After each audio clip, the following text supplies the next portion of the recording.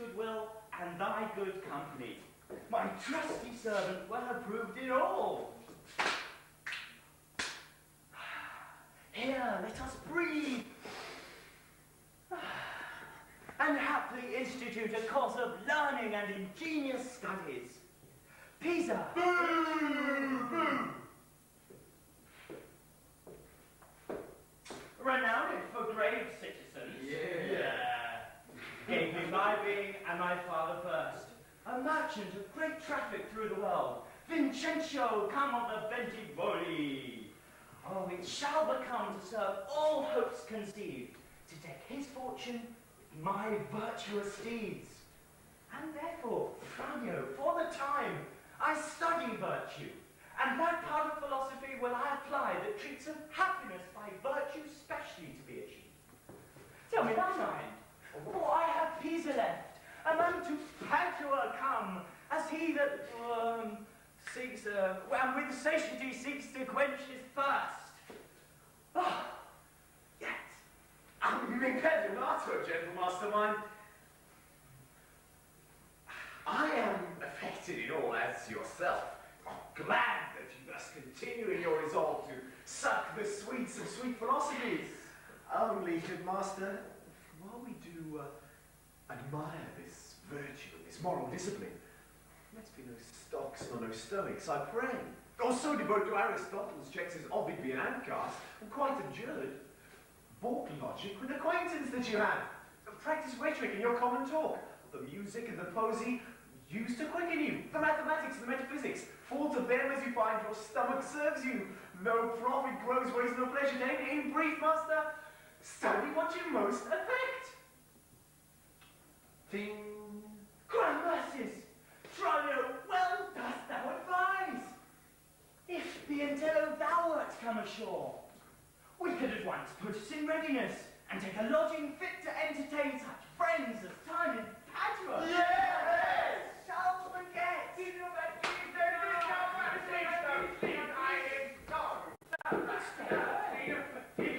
What company is this? I master some show to open us to town.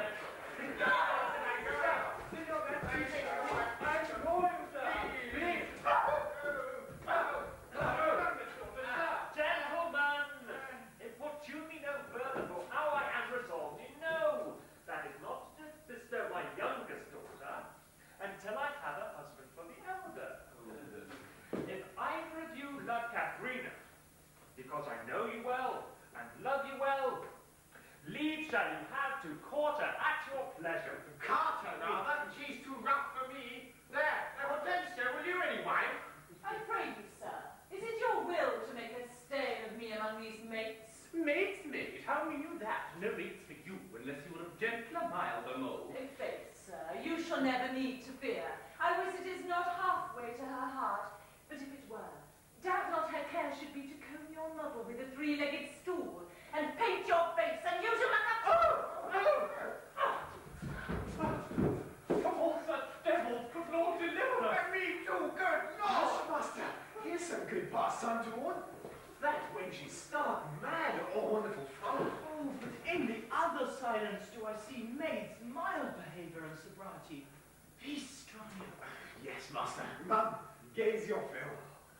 Gentlemen, for to make good what I have said, Bianca, get thee in, and let it not displease me, good Bianca, for I love thee nevertheless, my girl. A pretty Pete. It is best put finger in the eye, and she knew why. Sister, content you in my discontent. Sir, to your pleasure humbly I subscribe. My books and instruments shall be my company, on them to look and practice by myself. Oh, Tranio, now mayest thou hear Minerva speak. Signor Baptista, will you be so strange? Sorry am I that our good will affects Bianca's grief. Why would you view her up, Signor Baptista, for this fiend of hell, and make her bear the penance of her tongue? Content you, gentlemen. Go in, Bianca.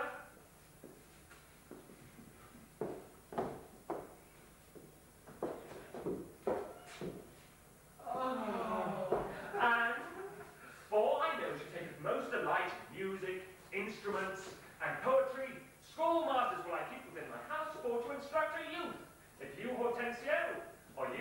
Gremio know of any such, prefer them hither, for to cunning men I shall be very kind, and good to my own children in good bringing up.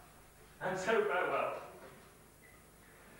Katharina, you may stay, for I have more to commune with Bianca up. What shall I trust my Rico to, may I not? What? Am I to be pointed out? As though belike I knew not what to take and what to leave? Ha!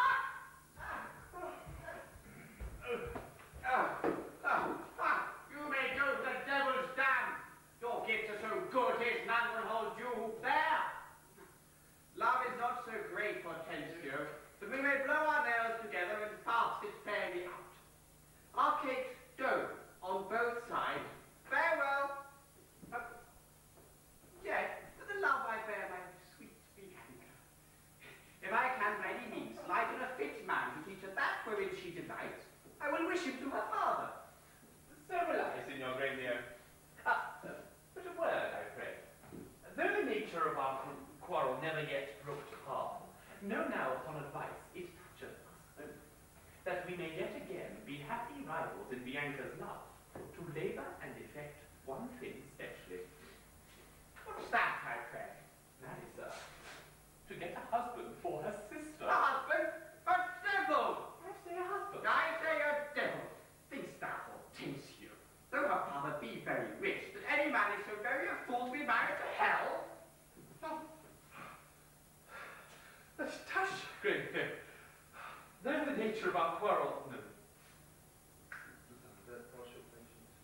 Though it passeth your patience and mine to endure her alarms, why, man, there be men in the world, and one could life on would take her with all faults, and money now. I cannot tell, but I'd as lief take her dowry with this condition, to be whipped in the high course every morning. Faith, as you say, there's small choice in rotten apples. But come, since this argument in law that make us friends, it shall be so far forth friendly maintained, till by helping Baptista's eldest daughter to a husband, we set his youngest treat for a husband, and then two to fresh. Sweet Bianca, happy man be his dole. He that runs fastest gets the ring. What say you, Signor Gremio? I am agreed! And would I had given him the best horse in Padua! Yeah! That was the family begins wooing potion. The family woo-ha, wet-ha, and good-ha! And with the house of come on!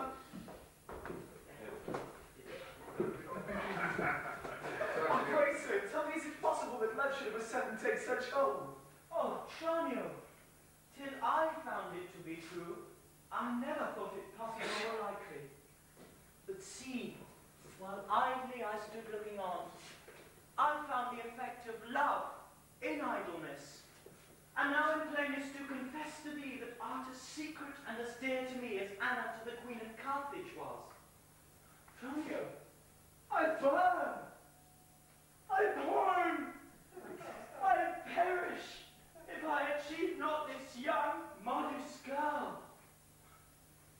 Oh, counsel me, Tranio, for I know thou wilt. Assist me, Tranio, for I know thou canst.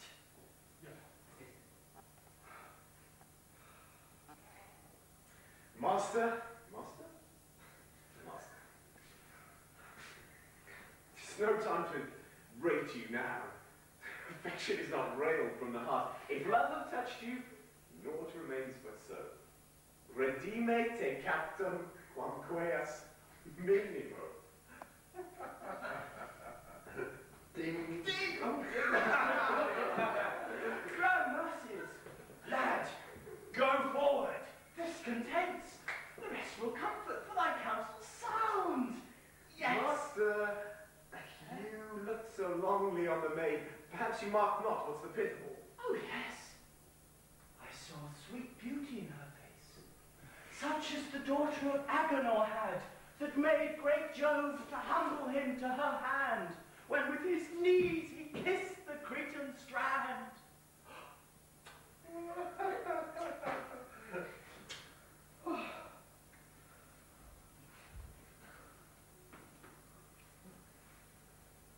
Saw you no more?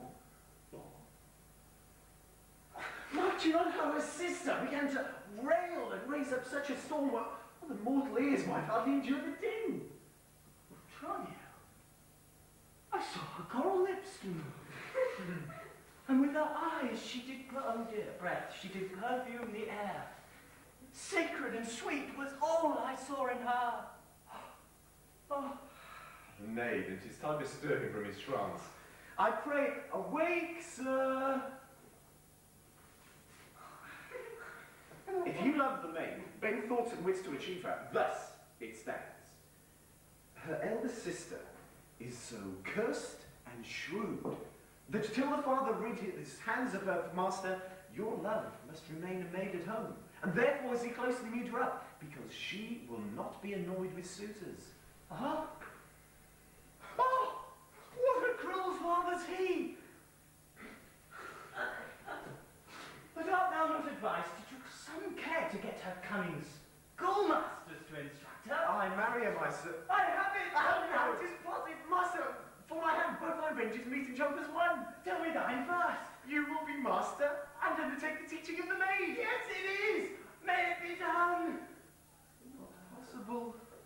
For who shall bear your part and be in Padua here, Vincenzio's son?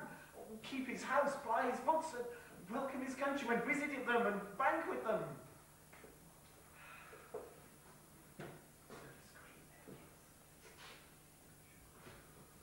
Master, content thee, for I have it full. We have not yet been seen in any house, nor can we be distinguished by our faces for man or master. Then thus it stands.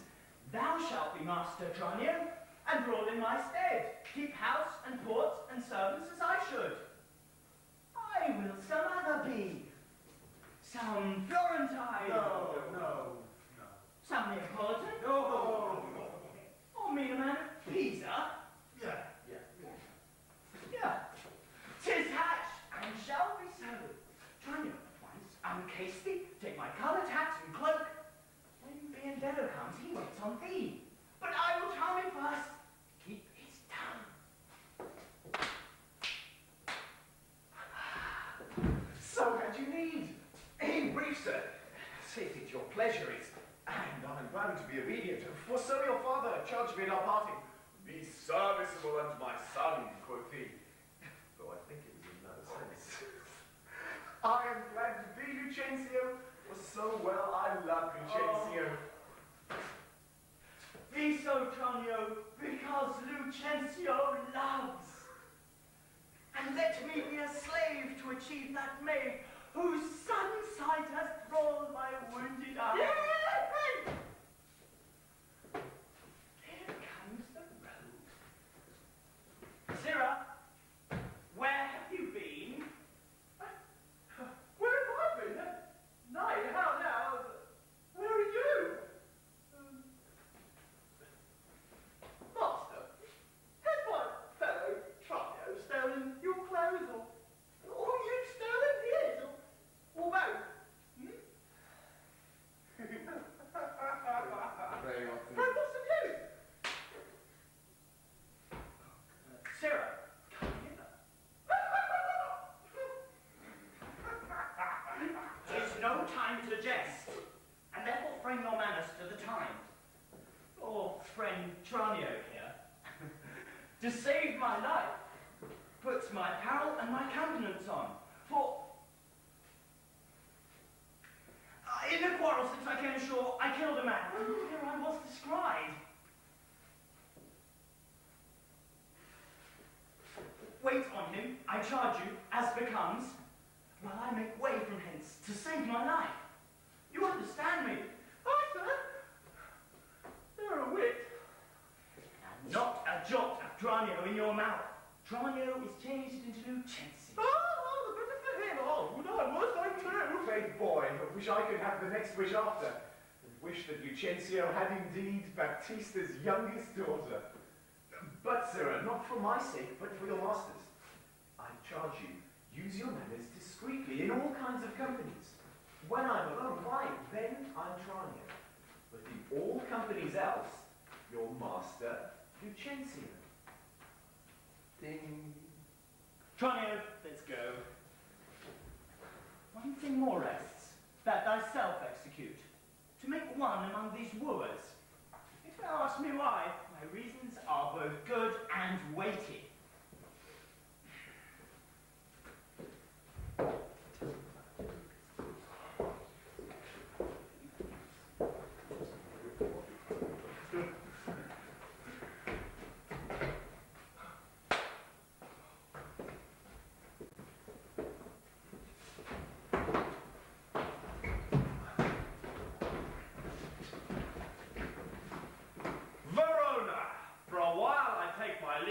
See my friends in Padua. Yeah! And of all my best beloved and approved friend, Hortensio.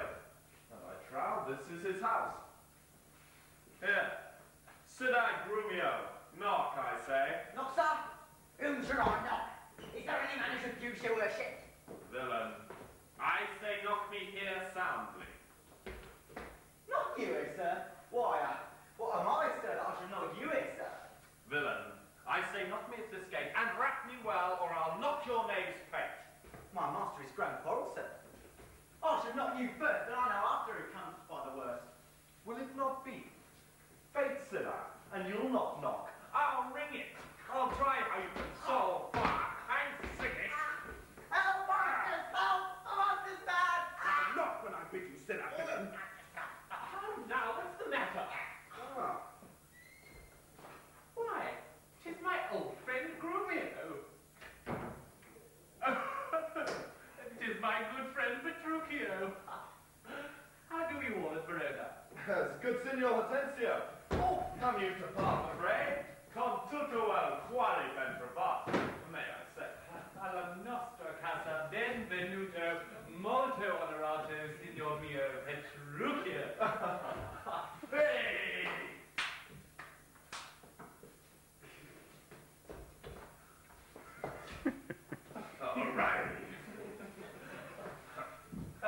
Rise, Grumio, rise. We will compound this quarrel. Thanks, sir. If that is not what he alleges in Latin. If this be not a lawful cause for me to leave his service. Look you, sir. He did bid me knock him and rap him soundly, sir.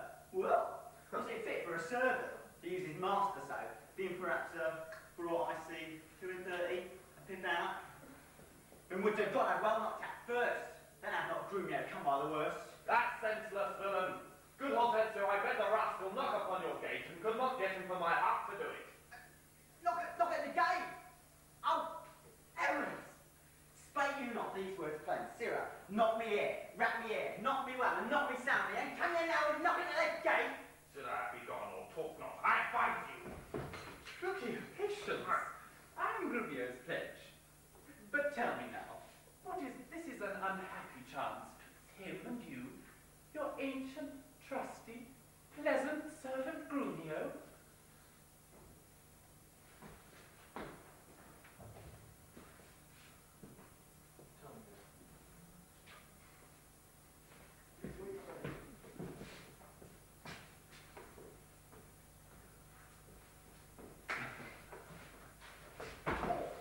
Tell me now, sweet friend, what happy gale blows you to Padua? Yeah!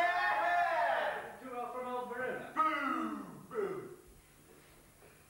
Such wind as scatters young men through the world to seek their fortunes farther than at home where small experience grows.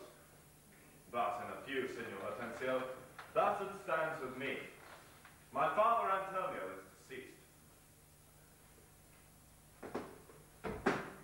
And I am thrust myself into this maze, happily to wive and thrive as best I may. Crowns in my purse I have, and goods at home, and so I'm come abroad to see the world. Yeah! Do that one again. Let's try that. And so I'm come abroad to see the world. Yeah! Petruchio, shall I then come roundly to thee, and wish thee to a shrewd, ill-favoured wife? Thou take me but little for my counsel, and yet I promise thee she shall be rich, and very rich. But thou art too much, my friend, and I'll not wish thee to her. Signor Hortensio, twixt such friends as we few words suffice, and therefore if thou know one rich enough to be Petruchio's wife, as wealth is burden of my wooing dance, be she as foul as was Florentius' love, as old as Sybil, or as cursed and shrewd as Socrates' Xanthopy, or a worse, she moves me not, or not removes at least affection's edge in me, were she as rough as are the swelling Adriatic seas. I come to wive it wealthily in Padua. If wealthily, then happily in Padua. Yeah! Nice, sir. He tells you exactly what his mind is. Why? Give him gold enough and marry him to a puppet, or an aglet baby, or an old trot with ne'er a tooth in her head, though she has as many diseases as 250 horses. Why, nothing comes amiss, some money comes with all. Petruchio, since we are thus far stepped in, I will continue that I broached in jest. I can, Petruchio, get thee to a wife, with wealth enough, and young, and beauteous, brought up as best befits a gentlewoman. Her only fault, and that is fault enough, is that she is intolerable cursed, and shrewd, and froward, so beyond all measure, that were my state far worse than it is, I would not wed her for a mine of gold. Hortensio, peace. Thou knowst not gold's effect. Tell me her father's name, and 'tis enough, for I will board her, though she chide as loud as the thunder when the clouds in autumn crack. Her father's name is Battista Minola, affable and courteous gentleman. Her name is Katharina Minola, renowned in Padua. No.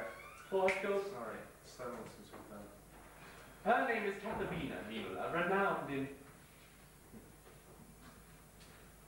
for her scolding tongue. I know her father. What is it? I know her father, though I know her not, and he knew my deceased father. Well. I will not sleep till I see her. I will not sleep until I see her, Hortensio, and therefore let me be thus bold to give you over at this first encounter, unless you will accompany us thither. No, sir, I bid you let him go while the humour lasts. On my word, sir, and she knew him as well as I do, she thinks scolding would do little good upon him. What she may perhaps call him after school age or so, that's nothing. And he begin once, he'll rail in his road tricks. I'll tell you what, sir. And she's standing but a little, he will throw a figure in her face, and so disfigure her with it, she shall have no more eyes to see withal than a cat. You know him not, sir. Charity, Petruchio.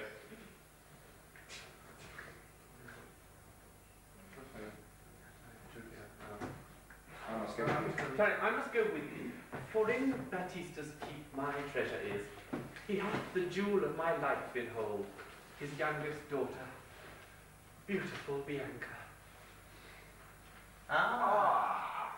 And her withholds from me and other more, suitors to her and rivals in my love, supposing it a thing impossible, for those defects I have before rehearsed, that ever Katharine will be wooed. Therefore, this order hath Baptista ta'en, that none shall have access unto Bianca, until Katharine the Cursed have got a husband. Katharine the Cursed? A title for a maid of all titles, though worse. Now shall my friend Petruchio do me grace, and offer me, disguised in sober robes, to old Baptista as a schoolmaster, well seen in music, to instruct Bianca, that so I may, by this device, at least have leave and leisure to make love to her, and unsuspected court her by herself. Here's no knavery. See to beguile the old folks how the young folks lay their heads together. Master, look about you. Who goes there, huh? Please, Screwio, 'tis the rival of my love. Petruchio, stand by a while. A proper stripling, and an amorous. Oh, very well. I have perused the note. Hark you, sir.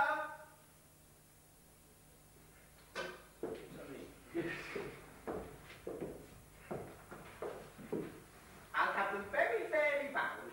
Good books of love, see that in any hand, and see you with no other lectures to her. You understand me? Who's one besides in your Baptista's liberality? I'll mend it with a largesse. Take your paper too. Do I give this to him, though, paper too, and let me see them very well perfumed.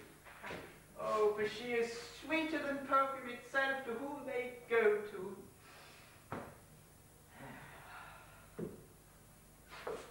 What will you read to her? Whate'er I read to her, I'll plead for you as for my patron.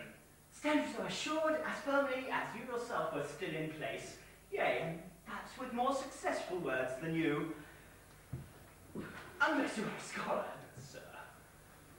Ah, oh, this learning, what a thing it is. Oh, this woodcock, what an ass it is. It's your monk. God save you, Signor Gremio.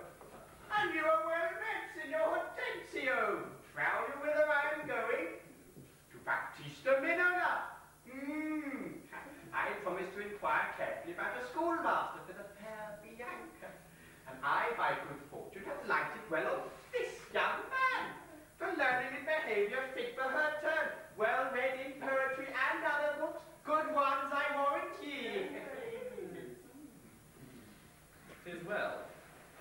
But I have met a gentleman who promised me to help me to another, a fine musician, to instruct our mistress. So shall I no whit be behind in duty to fair Bianca, so beloved of me. Beloved of me, and that my deed shall prove, and that his back shall prove. Gremio. What's the name?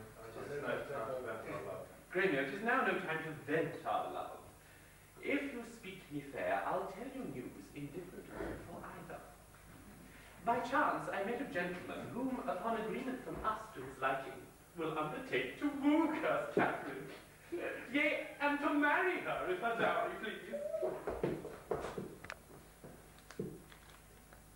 Oh, so said, so done is well.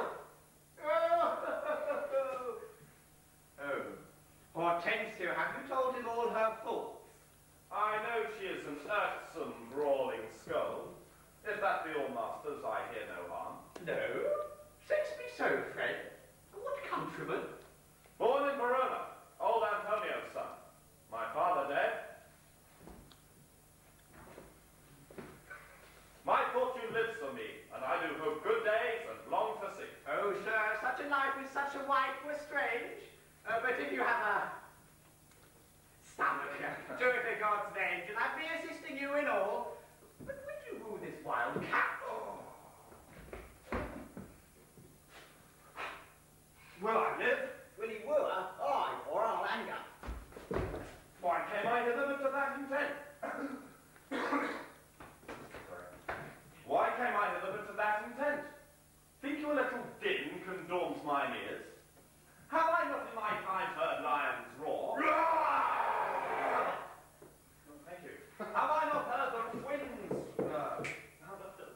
Have I not heard the sea puffed up with winds, rage like an angry boar chafed with sweat? Have I not in the field of battle? Sorry, I don't great in the field, is it? Have I not heard great ordnance in the field and heaven's artillery thunder in the sky? Boom, boom, boom! Have I not in the field of battle heard loud nodders, clanging trumpets, and whatever else it is? And do you tell me of a woman's tongue that gives not half so great a blow to bear as well a chestnut in a farmer's fire? Hush, hush, fair boys and fights. He fears none. Hortensio, this gentleman is happily arrived, my mind presumes, for his own good and yours. I promised we would be contributors and bear the charge of his wooing whatsoever. And so we will, provided that ye win her. I would I were sure of a good dinner.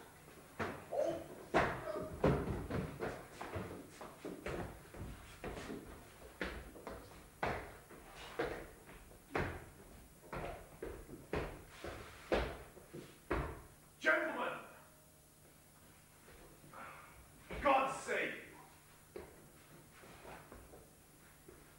If I may be bold, tell me, I beseech you, which is the readiest way to the house of Signor Baptista Minola?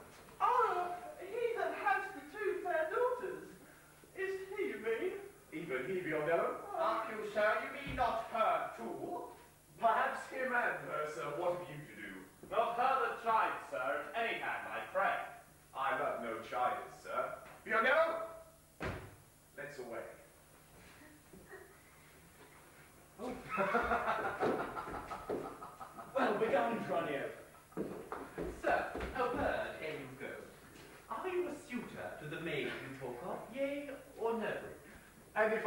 so, sir. Is it any offence? No, if we add more words, you will get 2 pence.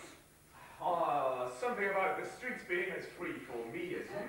But so is not she. On what something or other, I pray? Reason. For this reason, if you know, that she's a choice love of Signor Guilio. That she's the chosen of Signor Hortensio. Oh, softly, my masters. If ye be gentlemen, do me this right, I pray. Hear me with patience. Baptista is a noble gentleman to whom my father is not all unknown. And were his daughter fairer than she is, she may more suitors have. Fair Leda's daughter had 1,000 wooers. Then well may one more fair Bianca have. And so she shall. Lucentio shall make one, though Paris came at home to speed alone. What? This gentleman will outtalk us all. Sir, give him head. I know he'll prove a jade. Hortensio, to what end are all these words? Sir, may I be so bold as ask you, did you ever yet see Baptista's daughter? No, sir, but here I do that he hath 2. The one as famous for a scolding tongue, as is the other for beauteous modesty. Sir, the first's for me. Let her go by. Yea, leave that labour to great Hercules. And let it be more than out to these. Sir, understand you this of me in sooth. The youngest daughter whom you hearken for, her father keeps from all access of suitors, and will not promise her to any man until the elder daughter first be wed. The younger then is free, and not before. If it be so, sir, that you are the man to whom we are beholding, and me mongst the rest, and if you do this feat, break the ice, achieve the elder, set the younger free for our access, whose hap shall be to have her, will not so graceless be, but being great. Sir, you say well, and well you do conceive. And since you do profess to be a suitor as we do, you must, as we do, gratify this gentleman, to whom we all rest generally beholding. Sir, I shall not be slack. In whereof, please ye we may contrive this afternoon and quaff carouses to our mistress's health, and do as adversaries do in law. Strive mightily, but eat and drink as friends. Oh, excellent motion! Let's be going. The motion's good indeed, and be it so. Petruchio, I shall be your benvenuto. Now.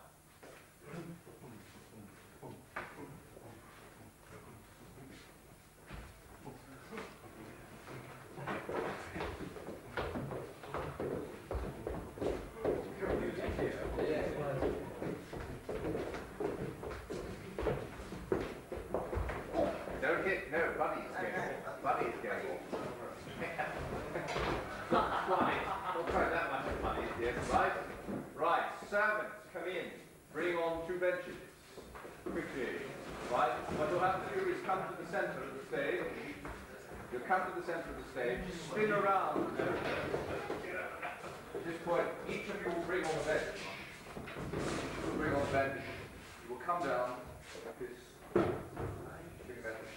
Okay, you'll come down to the centre of the stage. Okay, 1 here, and you face it there, yes. Okay, and you keep, alright, you just keep on the circle. So that circle looks coming, right?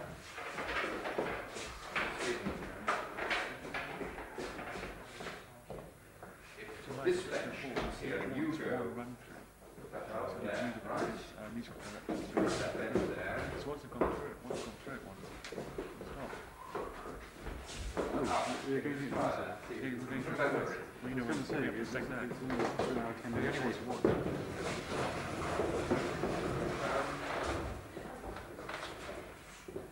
Ready? Go. Okay. Come to the centre, spin. Right. Harry, you come to that side, Suzanne, come to that side. Right. Keep spinning round. Keep spinning round. Harry, keep coming round this way. Come around in a big one. You careful, come around that side of it. That's right. Keep coming. Now, if you link in the centre, so you can pivot, you can link arms if you come into the centre. No, the other way, Harry. Yeah. No, you would have been on her left arm. No, that arm. Like, go to go. Okay, with your left arm. That's it. Right, okay. So you swing him around. Swing him around that way on the arm. That's going to have to be videoing. I was cut for a bit there. Yeah. Ready? Try again.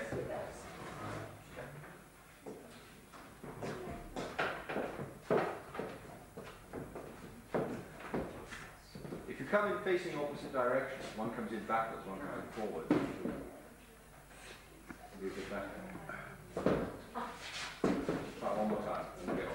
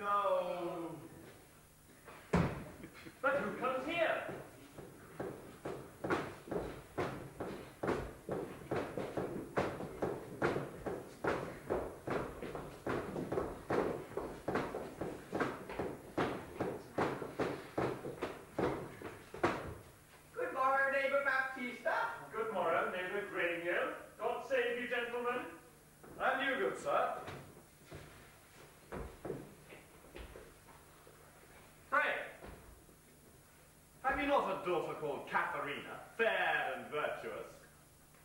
I have a daughter, sir, called Katharina. You are too young to go to it orderly. You wrong me, Signor Gremio. Give me leave.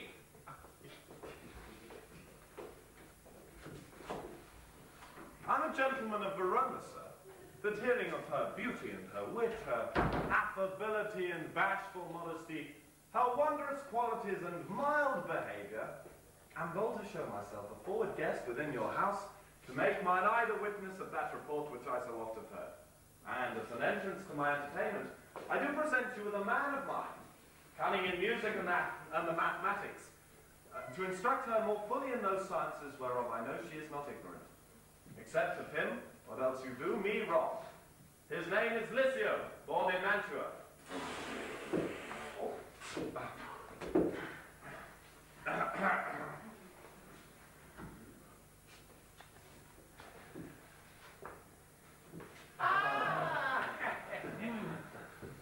You are welcome, sir. he for your sake. As for my daughter Catherine, this is what I say. 'Tis not for your turn, the more my grief. I see you do not mean to part with her. What else like not of my company? Mistake me not, sir. I speak but as I find. Whence are you? By what may I call your name? Petruchio is my name, old Antonio's son, a man well known throughout all Italy. I know him well. You are welcome for his sake. Saving your time, Petruchio, I pray, let us and the poor petitioners speak too. Maccare, you're marvellous forward. Pardon me, Signor Gremio. I would fain be doing. I doubted not, sir, but you will curse your wooing. Neighbour, this is a gift very grateful, I am sure of it. To express the like kindness, myself, that have been more kindly beholding to you than any, freely give unto you this young scholar. No, this. We can do this.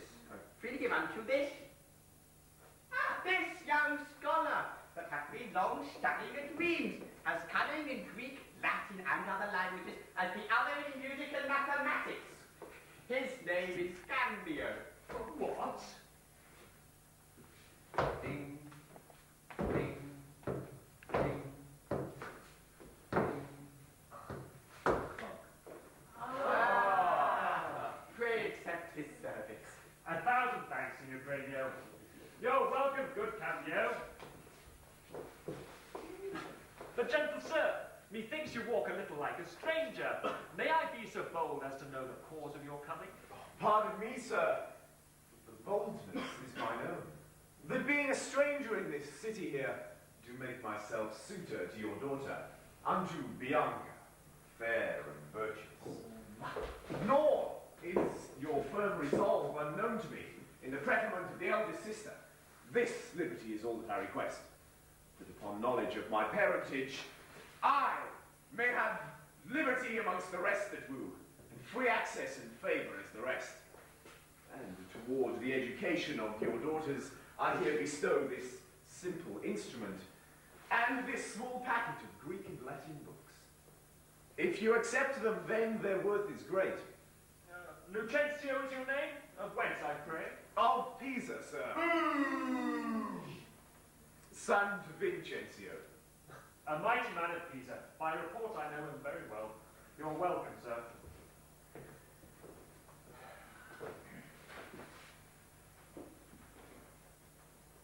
Take you the lute, and take you the set of books. You shall see your pupils presently. You are their tutors. I bid you use them well.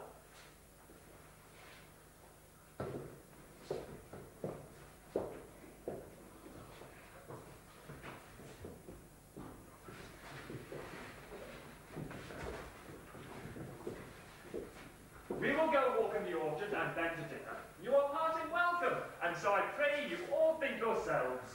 Signor Baptista, my business asketh haste, and every day I cannot come to woo. You knew my father well, and in him me left solely heir to all his lands and goods which I have bettered rather than decreased.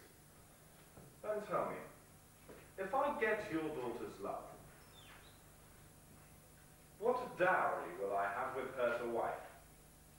After my death, 1/2 of my lands, and in possession of 20,000 crowns. For that, I will assure her of her widowhood, be it that she survives me, in all my lands and leases whatsoever. Therefore, let specialities be drawn on every hand, that covenants may be kept between us. Aye, when that special thing's obtained, and that's her love, for that's all in all. Why, that is nothing, for I tell you, Father, I am as peremptory as she proud-minded, and where two raging fires do meet together, they do quench the thing that first feeds their fury. And though little fire grows great with a little wind, yet extreme gusts will blow out fire and all. So I to her, and so she yields to me, for I am rough and woo not like a babe. Well mayst thou woo, and happy be thy speed, but be thou armed for some unhappy words. Aye, to the proof, as mountains are for winds that shake not, though they blow perpetually. Oh!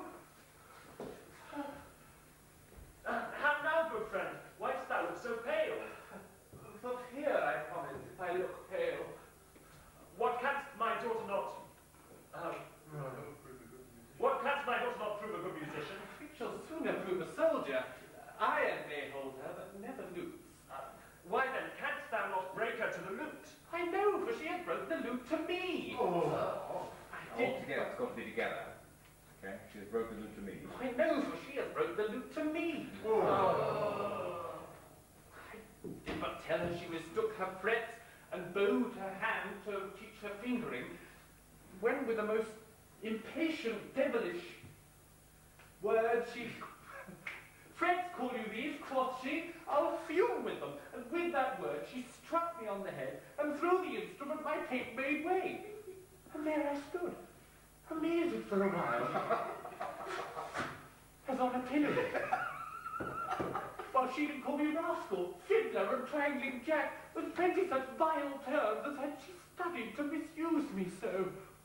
By the world, it is a lusty wench. I love her 10 times more than e'er I did. Oh, how I long to have some chat with her.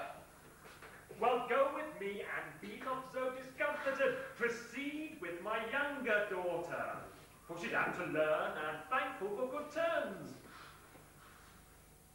Signor Petruchio, shall you go with us, or shall I send my daughter Kate to you? I pray you do. I'll attend her here, and woo her with some spirit when she comes.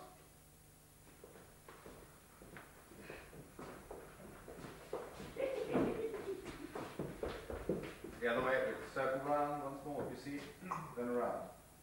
To the exit just now, quickly. See the thing? Turn around. Come on, yeah, that's right. Yeah. And you're far too far upstage now, so. Oh! Yeah.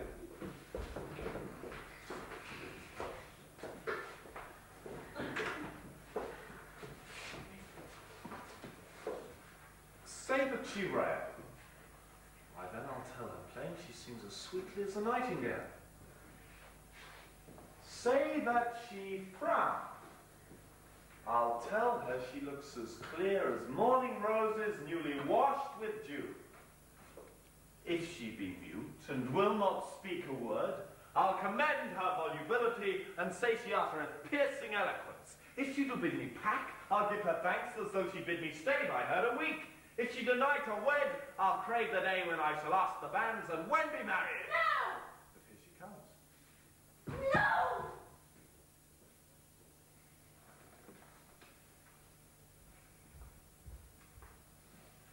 And now, Petruchio, speak.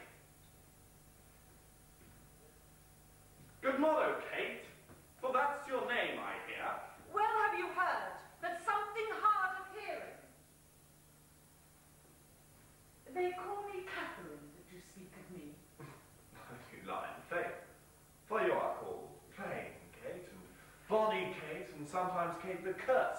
But Kate, the prettiest Kate in Christendom, Kate of Kate Hall, my super dainty Kate, for dainties are all Kates.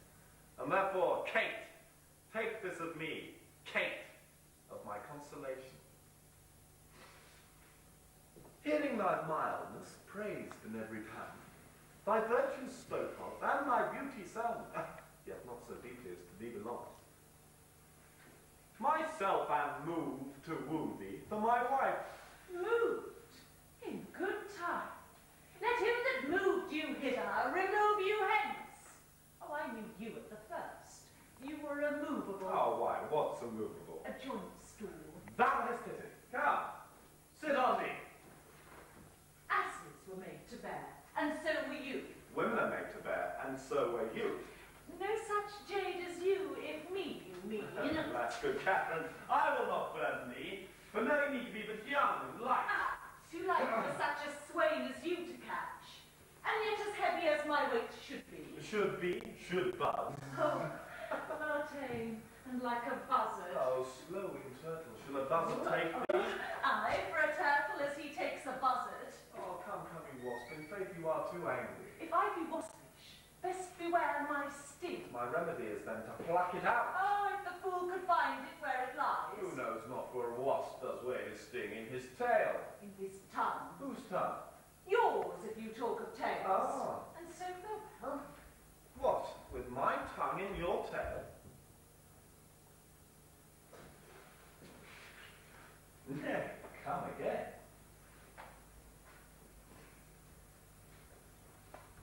Good Catherine, I am a gentleman. That I'll try. I swear I'll cuff you if you strike again. So will you lose your arms? For if you strike me, you're no gentleman, and if no gentleman, Why then, no arm? A herald, Kate. Oh, put me in my books. What's your crest? A cock's comb? A coneless cock, so Kate will be my head. No cock of mine. You crow too like a craven. Oh, nay, come, Kate, come. You must not look so sour. It is my fashion when I see a crab. Why, here's no crab, and therefore look not sour. There is, there is. Then show it me. Had I a glass, I would. What, you mean my face? Well, Well, well aimed with such a young one. Nay, by St. George, I am too young for you. Yet you are withered. 'Tis with cares. I care not. Here you, Kate, and sooth you scape not so. I'd shake you if I tarry. Let me go! Oh, not a whit. I find you passing down. It was told to me you were rough and cock and sullen, but now I find report a very liar. Thou art pleasant, gamesome, passing courteous, but slow in speech and sweet as springtime flowers. Thou canst not frown. Oh, thou canst not look askance, nor bite the lip as angry wenches will. But thou with mildness entertainst thy wooers with gentle conference, soft and affable.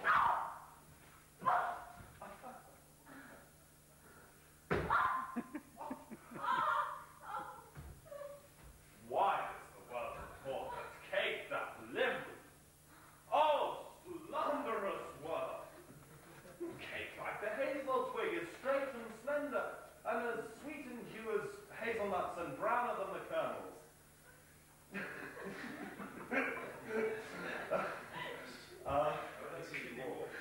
Let me see thee walk, thou dost not know. Oh, go fool, whom thou keep'st command. Oh, did ever Diane so become a grove as Kate this chamber with her princely gait? Oh, let thou be Diane and let her be Kate, and then let Kate be chaste and Diane sportful. Where did you learn all this goodly speech? Oh, it is extempore from my mother wit. Oh, witty mother, witless else her son. Am I not wise? Yes, keep you warm. Maddie, so I mean sweet Catherine, in thy bed. Rat. And therefore, setting all this chat aside, thus in plain terms. Your father has agreed that you shall be my wife, your dowry agreed on, and with you, I will marry you. Now, Kate, I am a husband for your turn, for by this light, whereby I see thy beauty that doth make me like thee well, thou must be married to no man but me. For I am here born to tame you, Kate, and bring you from a wild Kate to a Kate conformable as other household Kates. Up, see you, Petruchio! Here comes your father. Never make denial. I must and will have Catherine to my wife. How now, Sir Petruchio? How speed you with my daughter? How but well, sir, how but well, if we're impossible I should speed amiss. How now, daughter Catherine, in your dance? Call you me daughter. Now I promise you have showed a tender fatherly regard. To wish me wed to one half lunatic, a madcap ruffian and a swearing jack, that thinks with oaths to face the matter out. Father, 'tis thus. You and all the world that have talked of her have talked amiss of her. That she be cursed if we do. For she's not proud, but modest as the dove. She's not hot, but temperate as the moon. The patience she will prove a second Griselle, and Roman Lucretia for her chastity. And to conclude, we have agreed so well together that upon Sunday is the wedding day. I'll see thee hanged on Sunday first. Master Petruchio, she said she'll see thee hanged first. Is this your speaking? Nay, good night, our part. Gentlemen, peace, I beseech you. If she and I be pleased, what's that to you? 'Tis bargained twixt us twain, being alone, that she shall still be cursed in company. I tell you, 'tis incredible to believe how much she loves me. Oh, the kindest Kate. She hung about my neck, and kiss on kiss she vied so fast, protesting oath on oath, that in a twink she won me to her love. Oh, you are novices. Oh. I tell you, 'tis a world to see how when men and women are alone, the meacock wretch can make the cursed shrew. Give me thy hand, Kate.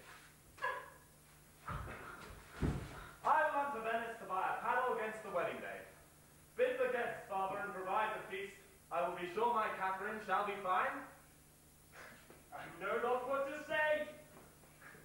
Give me your hand. God send you joy.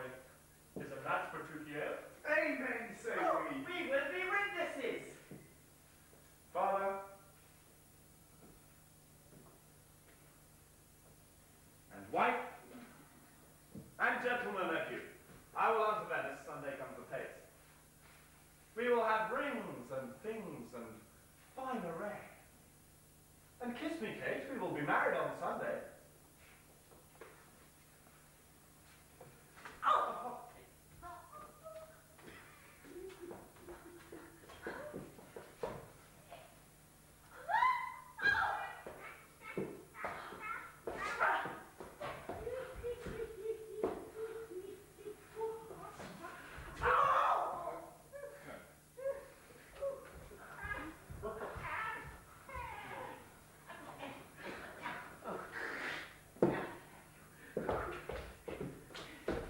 Well, never match clapped up so suddenly.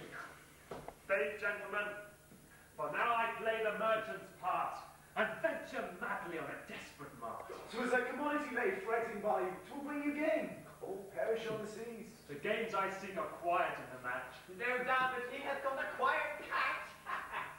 But now, Baptista, to your younger daughter, now is the day we long have looked for. I am your neighbour and will suit a first. And I am the one that loved Bianca more than words can witness, or your thoughts can guess. Young you, thou canst not love so dear as I. Gravy and I love the free. But I'm not pride. Skipper, stand back, today's the nourishing. But you think ladies' eyes that flourish it? Content you, gentlemen. I will compound this strife. 'Tis deeds that must win the prize, and he of both that can assure my daughter greatest dower shall have Bianca's love. Say, Signor Grimio, what can you assure her?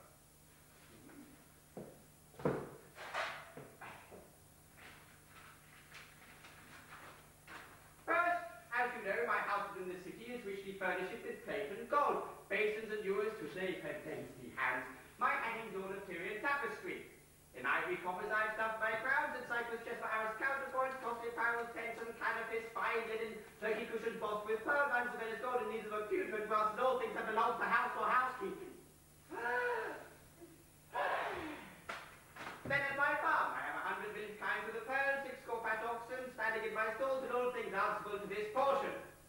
My son some striking years, I must confess, and if I die tomorrow, this is hers. If whilst I live, she'll be only mine. And that only came well in.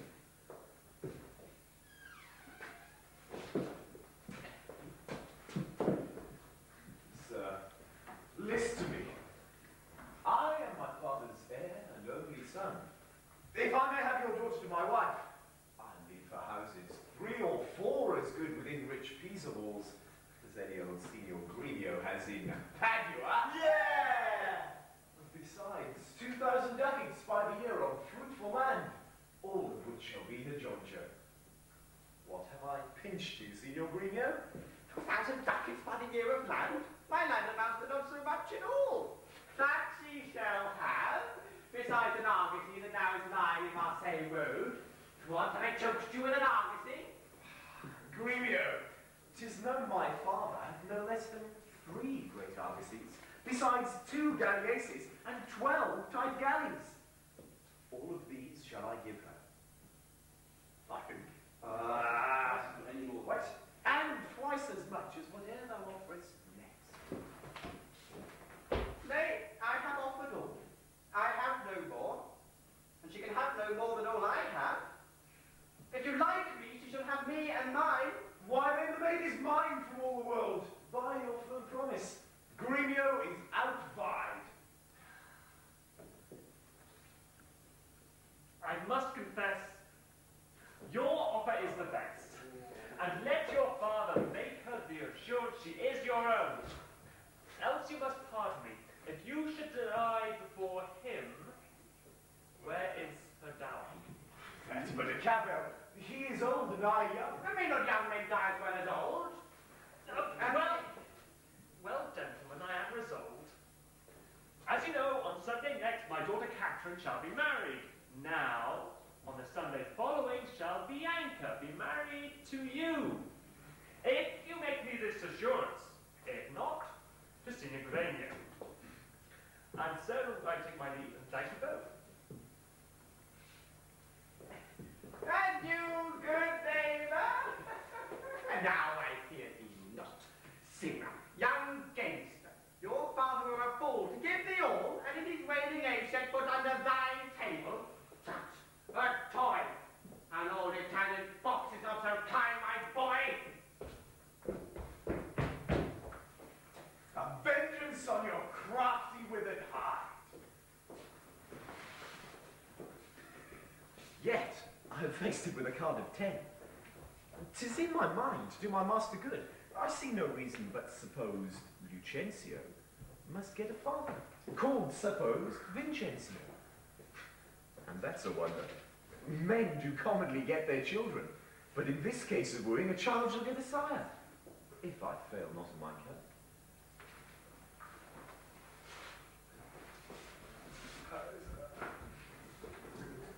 Music. Yeah. So, come in. Okay, come on.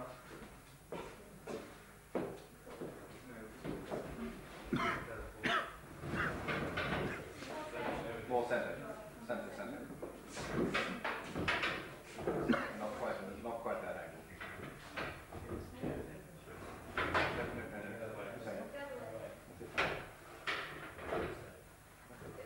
Fine.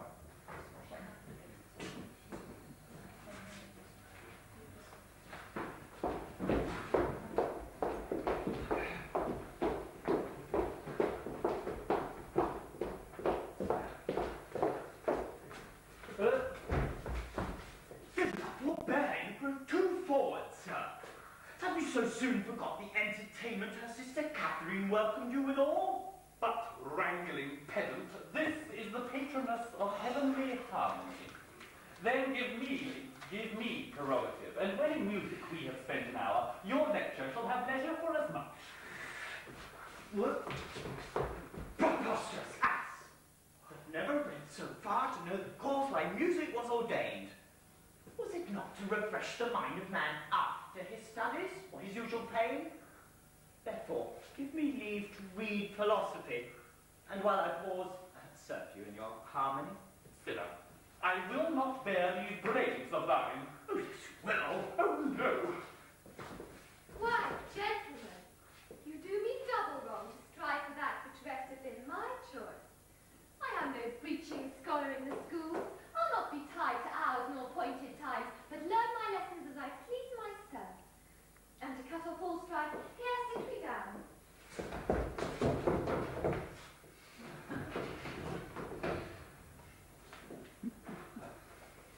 Take your instrument, play the while. His lecture will be done ere you have tuned. You'll lead his lecture when I am in tune. Oh, that would be never. Tune your instrument. Where left we now? Here, madam. Hic ibat simois. Hic est sigea tellus. Hic steterat priami regia celsa senis.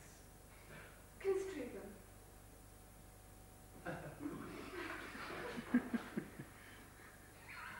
Hic ibat. I am Lucentio. Simois. Oh no. Hic ibat. As I told you before, Simois. I am Lucentio. More contrast between the writing and spoken. Hic est. Sorry? Son unto Vincentio Pisa, Sigea Tailors, disguised thus to get your love. Hic steterat. And that Lucentio, Priami, that comes in wood, no, it comes in wood. Priami is my man Tranio.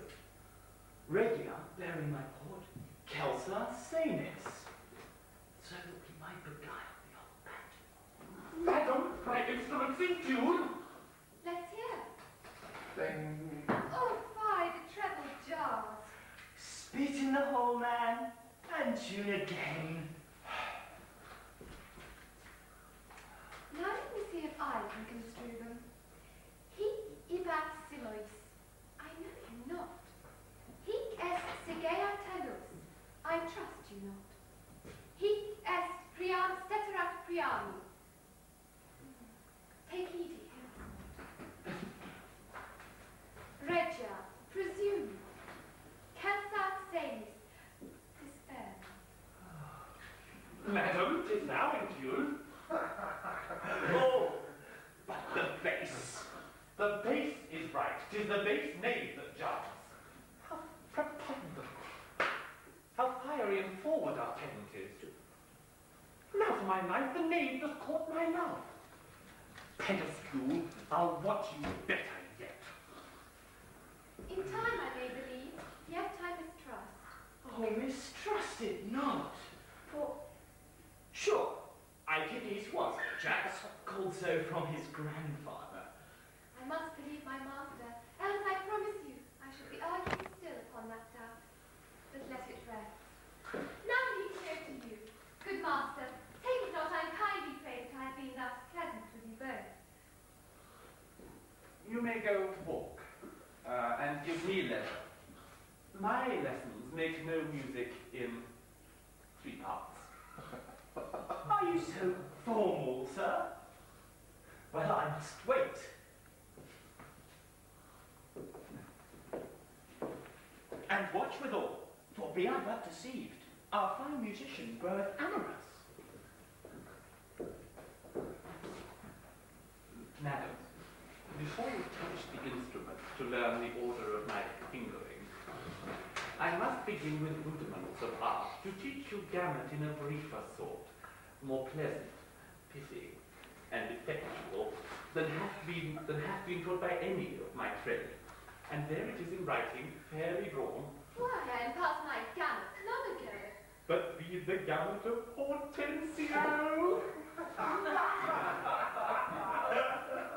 I am, round for the chord. R, Ray, to plead Hortensio's passion. B, me, Bianca, taken for thy lord. C, far ut, that loves with all affection. D, sol, Ray, 1 clef, 2 notes have I. A, la, mi, show pity, or I'll die. Calling this gamut? I like it not. Old fashions please me best. I'm not so nice to change true rules for odd inventions. And now I must away. I am with the help dressed up my sister's chamber. You know tomorrow is the wedding day. Farewell, sleep masters both. I must be gone. Faith, mistress, then I have no cause to stay.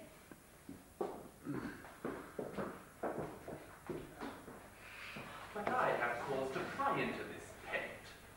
Methinks he grows amorous. Well, Bianca, if you be so humble as to cast thy wondering eye on any tale, seize thee the list.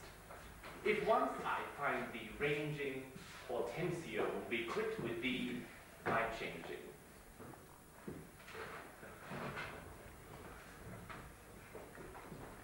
Music. That one.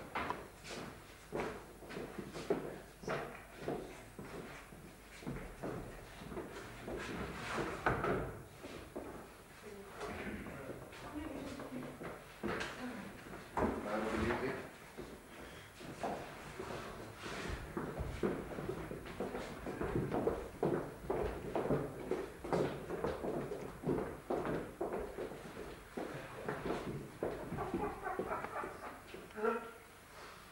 Music stops. Waits for the fanfare.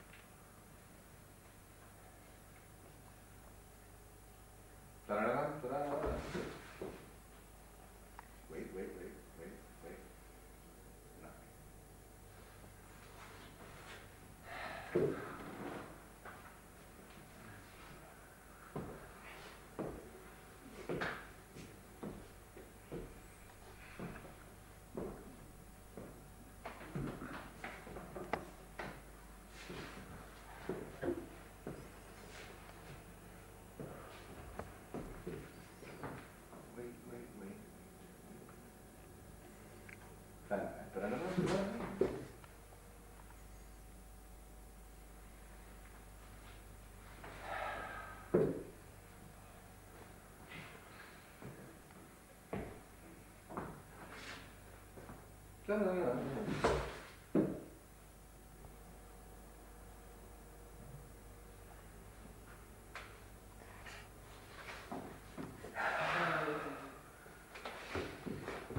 Signor Lucentio, you know it is the appointed day that Catherine and Petruchio should be married, and yet we hear not of the son-in-law. What will be said?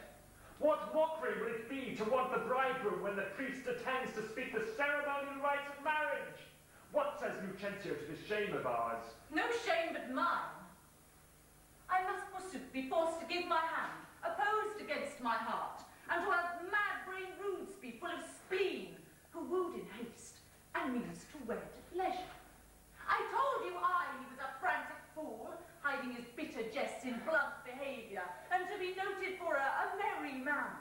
He'll woo 1,000, point the day of marriage, make feast, invite friends, yet never means to wed when he hath wooed. Now must the world point at poor Catherine, and say no. There is mad Petruchio's wife, if it would please him, come and marry her. Patience, good Catherine, and Baptista too. Upon my life, Petruchio means but well whatever fortune stays him from his word. Though he be blunt, I know him passing wise. Though he be merry, withal he's honest. Would Catherine had never seen him, though.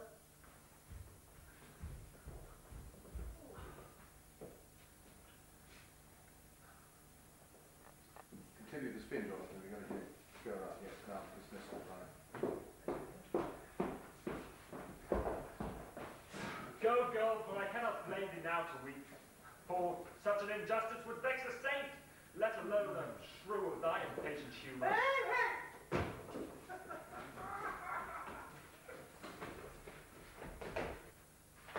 Master!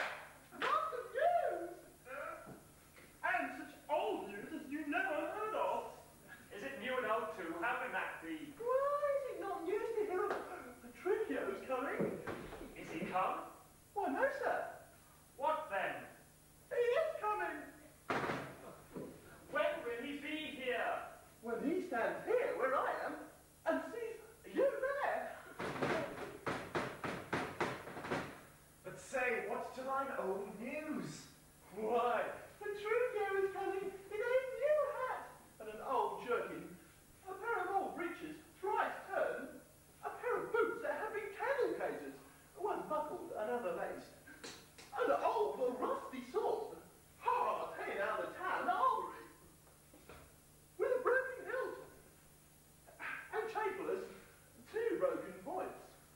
His horse, Hector, besides, with a mossy saddle and stirrups, of no kindred, besides, possessed with the glanders I might have known as a child, troubled with the lamp fast, infected with the passions, full of wrinkles, bent with spasms, ready with the yellows and past cure of fires, stops, boils with the staggers, benumbed with bots, swayed at the back, with a half and with legs before, with a half cheek bit and a headstall of sheeptail, which, being mistrimed, to keep him from stumbling, having oft times burst, and now repaired with knots, one knot girth 6 times pieced, and a woman's scrap of velour, which hath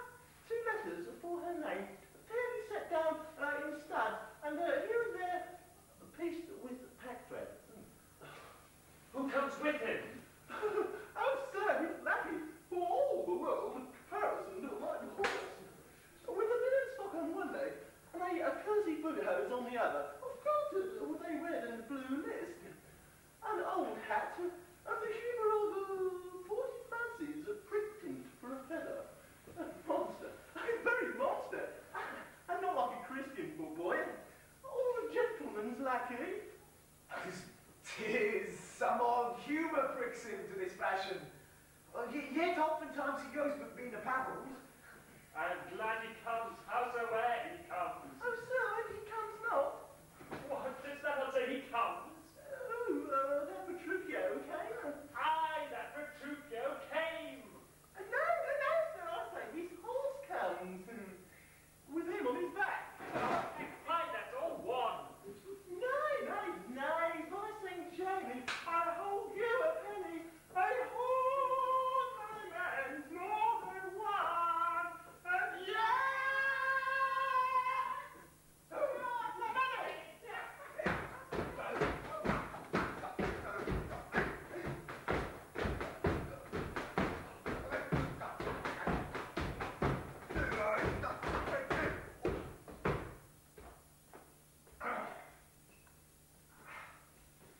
Come! Where be these gallants? Who's at home?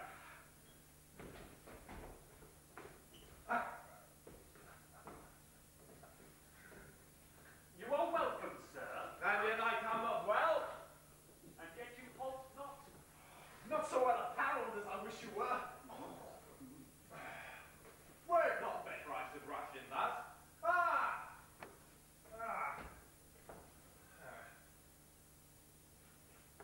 Where is Kate? Where is my lovely bride?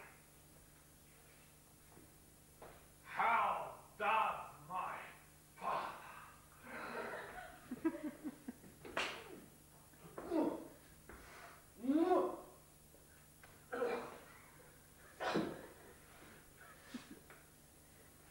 Sensibles, methinks you frown.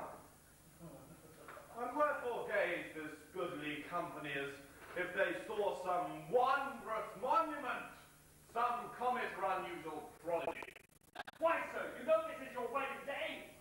First we were sad fearing you would not come. Now sadder that you come so unprovided. By God, this habit has changed your estate, and I saw to our solemn festival. And tell us what occasion of import detained you so long from your wife, and sends you hither so unlike yourself.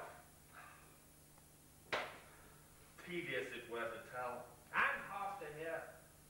Suffice it, I am come to keep my word, though in some part enforced to digress, which at more leisure I will so excuse, as you shall be well satisfied with all. But where is Kate? I stay too long from her. The morning wears. 'Tis time we were at church. See not your bride in these unreverend robes. Go to my chamber, put on clothes of mine. Not I, believe me. Thus I'll see her. But thus you will not be married, I trust. No, good sooth, even thus. Therefore, have done with words. To me she's married, not unto my clothes. Ha! If I could change... Oh, sorry. If I could well repair... Could I repair what she will wear in me, as well as I can change these poor accoutrements for well for Kate and better for myself? But what a fool am I to chat with you, when I should bid good morrow to my bride, and seal the title with a lovely kiss. Look!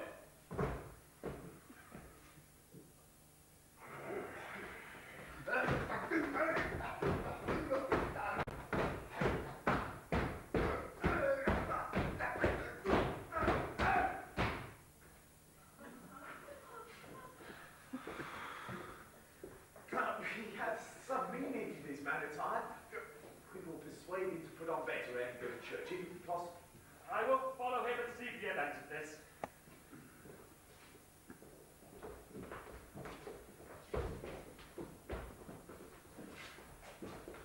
Sir, to love, consider us to add to the Father's love, which, as I imparted to your worship before, to bring to pass, I am to get a man. Whate'er he be, it skills not much, we'll fit him to our turn, and he shall be Vincenzio of Pisa, and make assurances here in Padua. Yeah! Greater sums than I ever promised him.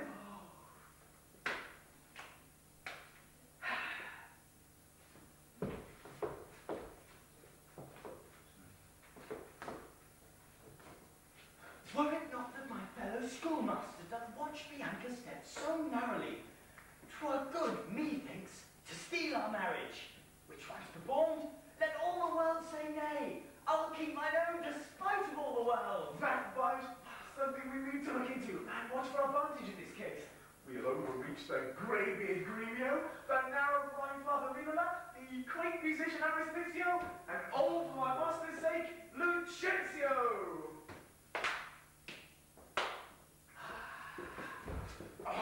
Signor Gremio! Came you from the church? 3 years old I came from school. And is the bride and bridegroom coming home? A bridegroom, say you? 'Tis a groom indeed. A grumbling groom, and that the girl shall find. What, cursed than she? Nay, 'tis impossible. Why, he's a fiend, a very devil. Why, she's a devil. A devil, the devil's damned. She's a lamb, a dove, a fool to him. I'll tell you so, Lucentio. When the priest should ask if Catherine should be his wife, I by dog's wounds, quoth he, and stamped and swore, swore so loud that all amazed, the vicar let fall the book. And as he stooped to take it up again, the man raised crying, "It's such a cow! The dove, a priest, a book and priest. Now take them up," quoth he, "if any list." What said the wench when he was okay? Trembled and shook, for why he stamped and swore as if the vicar meant to cozen him.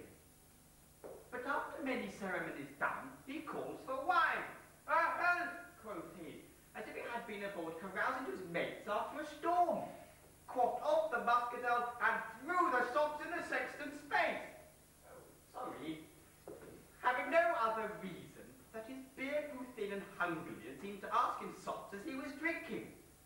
Then he took the bride about the neck and kissed her lips with such a clamorous smack that the party or the church did echo.